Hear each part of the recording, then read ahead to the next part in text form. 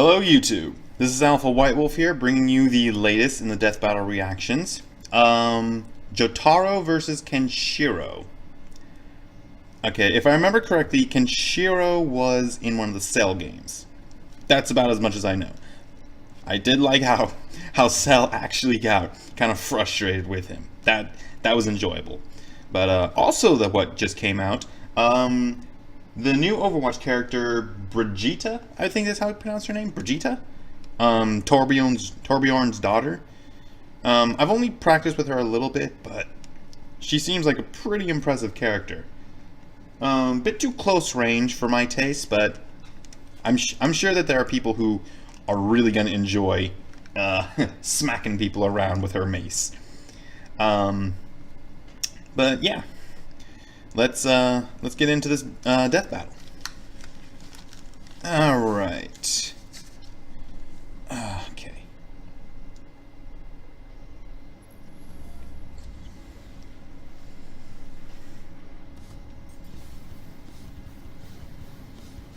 We've covered a lot of macho heroes here on Death Battle, but these two are as manly and stoic as they come. It's all in those sweet-ass jackets. I guess they're pretty badass too. Jotaro, the delinquent turned hero from JoJo's Bizarre Adventure. And Kenshiro, the wandering fist of the North Star. He's Wiz and I'm Boomstick. And it's our job to analyze their weapons, armor, and skills to find out who would win a death battle. As a teenager, Jotaro was a fairly infamous troublemaker. But you can just call him JoJo like his friends do. Get it? Jotaro, Kujo. How bizarre. Well, being a high school hoodlum isn't usually a good idea. It worked out great for him, because he toughed up a lot. At the age of 17, Jotaro was arrested for brutally pummeling 4 known gang members, who were armed with knives and nunchucks of all things, with apparently his bare fists. But Jotaro had a bigger problem. He didn't know how he did it. He knew he was tough, but not that tough, so he came to the only conclusion that makes sense. He was possessed by an evil spirit! Oh, just like my pet rat. Yeah, wait, is that why he's been scratching pentagrams all over his cage? You'll find out. But then Jotaro did something absolutely crazy. To prove his theory, he swiped a police officer's gun, pointed it straight at his head, and fired. And that's how he died. Just kidding. A third arm popped out of his body to stop the bullet, of course. This strange being attached to Jotaro wasn't an evil spirit at all. It's an entity physically generated by Jotaro himself and inherited through his bloodline. Lots of the JoJo family has them, including his granddad, Joseph. These beings are called stands, literally because they stand by you. And I guess it's not wrong. It's so lame. I know. Powered by their user's life force, and turns out Jotaro's life force is supercharged because he's got one of the strongest stands of all, Star Platinum. Star Platinum has superhuman strength, speed, precision, and vision. He can even phase through bodies and affect a person's inner organs. Plus, while Star Platinum can take a solid hit, most stands can only be damaged by other stands or stand users. So, he's basically invincible unless he's fighting another stand? Exactly. In fact, unless you have a stand of your own, you wouldn't even be able to see Star Platinum. Oh great, so he's invincible and invisible. And when you combine all that with Jotaro's fighting skills and exceptional cleverness, they make a magnificent team. That's good, because Jotaro soon found out his family's old vampire nemesis was out to get him.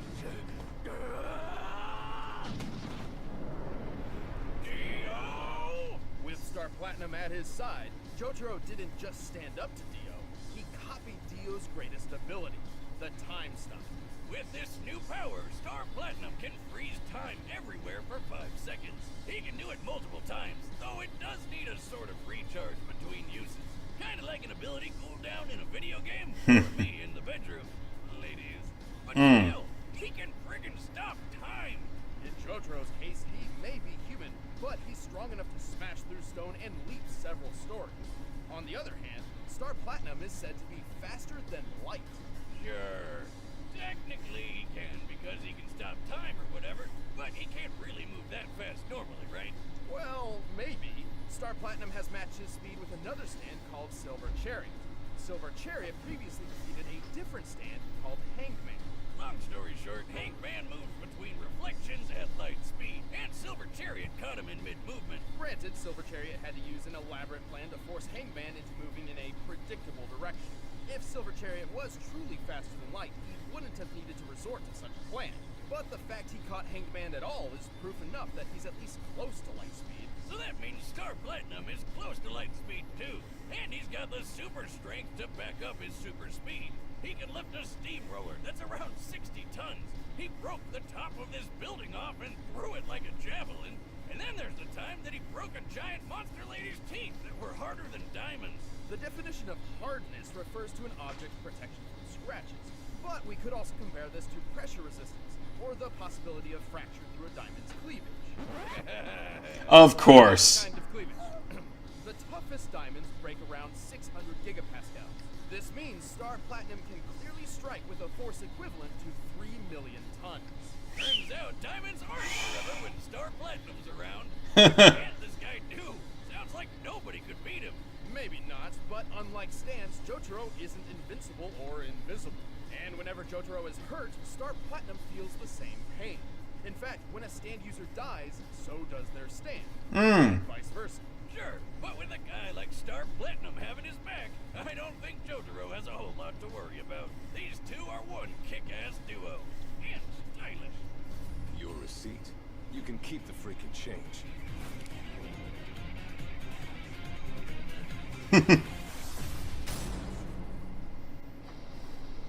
It's the last decade of the 20th century, and the world has been ruined. In this apocalyptic age, the strong survive, and the weak kneel. Only one man challenges this new society. And fortunately, he has the literal power to do it. Kenshiro, Fist of the North Star. Like most important protagonists, Kenshiro began his journey to greatness as a young orphan. Lucky for him, he eventually met Old Man Ryukin, who was a pretty cool dude. Ended up adopting Kenshiro along with a few other kids. He was also the 63rd Denshosha. Don't shoot what? On safety. A grandmaster of an ancient Chinese martial art called Hokuto Shinken. While anyone can learn the basics of this dangerous fighting style, there can only ever be one grandmaster for each generation. So that's what Kenshiro set out to be. And with patience, training, and plenty of muscle building, he was named the next successor of Hakuna Matashin. Too bad his adopted brother got pissed he wasn't chosen and killed Ryukin over it. Talk about a sore loser. With Hokuto Shinken mastered, Kenshiro can focus his energy into his strikes, effectively killing an opponent with a single blow to their pressure points. There are 708 malleable pressure points in the human body, and striking any of them can cause all sorts of effects. Stunning, blinding, healing, restoring memories, making people walk backward. But mostly, they just make people explode. Anyway, things started looking pretty great for Kenny. He even got engaged. But then nuclear war broke out and turned the Earth into Mad Max land. Kenshiro's fiancée got kidnapped, and this guy used his knife fingers to draw a nifty Big Dipper on Kenshiro's chest. Seriously, how is he not dead after that? Miraculously, Kenshiro survived and began his wayward journey, wandering the wastelands searching for revenge. And if we go by how many people he blew up, I'd say he got plenty of it. He really does leave a big mess behind.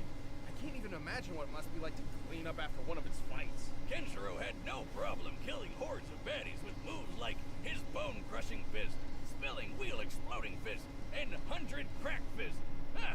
Seeing him kill all these people from the inside out reminds me a lot of my ex-wife. How? Emotionally, Wiz. Most of the time, his body explosions don't even happen right away, giving him plenty of time to explain to his foes how they're about to die, right before they explode. Uh-oh. Think you can beat me with a finger? That finger struck the hidden vital point known as Kakuchu. There's no use fighting now. They're already dead. But Hakuna Matata isn't just for blowing up people. Sure, Kenshiro has developed a number of legendary techniques, such as the Tenryu Kokyu-ho. AKA the art of dragon's breathing. According to Kenshiro, this unlocks the full potential of his natural abilities, where a normal fighter would only use about 30%. He can utilize Toki, or his own natural ki, to perform numerous techniques. Most of these involve punching, of course, but he can also create mirage images of himself, sense other fighting auras, and fire ki-based projectiles to attack or defend. Other fighting auras. Oh, and he can perform miracles, like making a mute girl speak. Heck? But even that pales in comparison to Hokuto Shinken's ultimate technique. What more? No previous Grandmaster ever unlocked. Muso Tensei. Only those who truly understand pain and loss can apply Muso Tensei. With it, Kenshiro draws upon his inner sadness to enter a state of nothingness. From here, he is impervious to attacks, essentially achieving intangibility. He also somehow connects to the souls of dead allies and rivals, and can even use their techniques. It's not like he needs them. He's already crazy enough on his own. He smashed the bones of a giant with a single hand, broke a metal table just by standing up, and hit a tank so hard it blew up. He's even strong enough to break a skyscraper in half. And then when it collapsed on top of him, he just walked through it. What a boss. Just the concrete in one floor of an average-sized skyscraper can weigh over 1,000 tons. You think that's tough? Kenshiro can stand in lava. Lava! You know how hot lava is? Up to 2,000. Yeah, really freaking hot, that's what. And remember that tank? Before he blew it up, it shot him square on. It did absolutely nothing to him. Seriously, this guy is manly as hell. お前はもう死んでいる。何？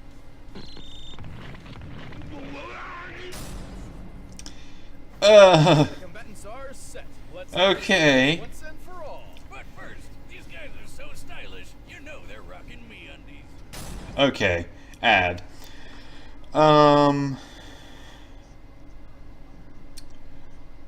So, I gotta say, Jotaro, for all he's got, I can't help but side with Kenshiro. Kenshiro just has all this extra behind him. I think his ability, I think they said sensing fighting auras, I think that's going to come in play here. He might be able to detect Jotaro's stand. I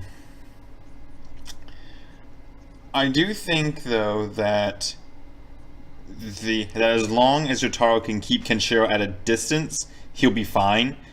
But the moment that Kenshiro gets close enough to strike, Jotaro's done. Okay. Ad is over. Okay.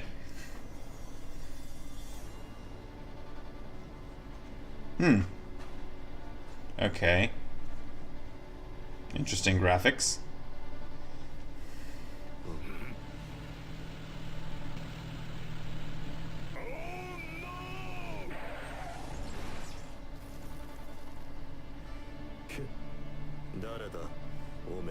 Hmm.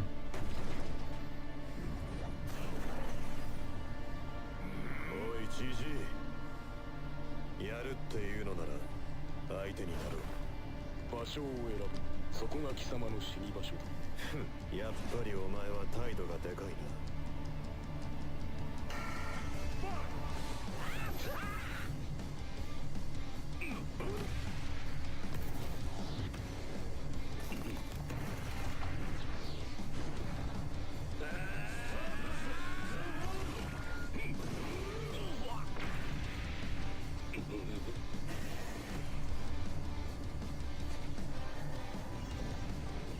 Oh, there it is.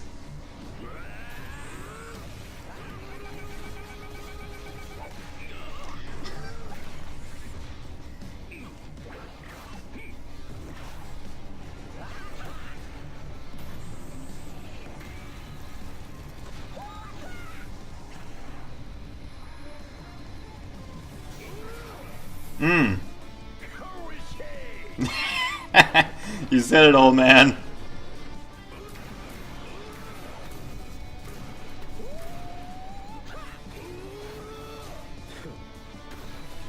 Oh. Did he manage to get a touch in? Did he manage to get a touch in just now?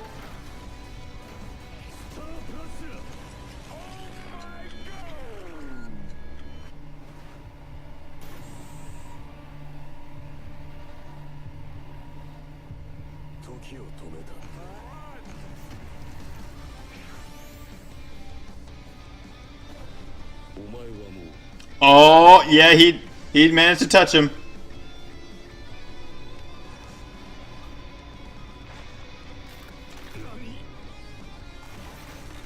Ouch. That's one vulgar old man. I like it. Whoa, wait, what just happened? Well, all Kenshiro needed to do to win was just give one hit in. But That's right. far closer than that makes it seem. Of course it was. Kenshiro spent the whole time fighting Star Platinum, who he couldn't even see. Lucky for him, once he figured that out, his ability to sense other fighting auras helped him keep track of SP. But no matter what, Kenshiro isn't a stand user, so he couldn't actually hurt Star Platinum. Then again, Star Platinum's own strength wasn't quite enough to hurt Kenshiro much either. One of Star Platinum's greatest strength feats involves breaking and throwing a small section of a building. In comparison, Kenshiro broke an entire building, let it fall on him, and acted like it wasn't even there. Also, while Jotaro may be skilled in deducing his enemy's weaknesses and strategies in mid-fight, Kenshiro's skills, durability, and straightforward approach meant there really wasn't anything for him to pick apart here. Kenshiro did have trouble with Jotaro's time stopping and Star Platinum's speed. However, with his awesome durability plus additional intangibility when using Muso Tensei, Kenshiro survived the time stops. And the time stops cooldowns between uses gave Kenshiro enough time to work around them. The time stop has been worked around by foes in Jotaro's past before, and as far as speed was concerned, Kenshiro may not have been faster than Star, but a mix of Muso Tensei and Mirage clones were more than enough to get by. And let's be real, Jotaro never stood a chance against Kenshiro by himself. In the end, both combatants had plenty of advantages, but Kenshiro's techniques and overwhelming power ended this fight.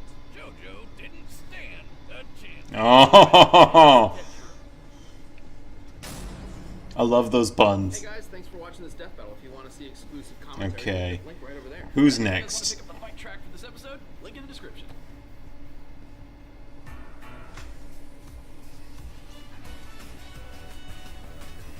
What the?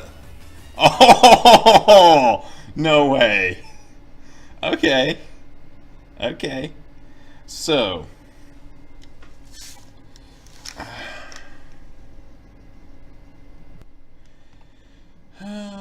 Okay. Where to go with this? Like I said, I wasn't aware of either of these characters before going in, but once Kenshiro's advantages were listed out in comparison to Jotaro's, I couldn't help but side with him. It made it quite clear that all that needed to happen was for Kenshiro to get one little hit in, one little touch, and it would be over. Oh, man.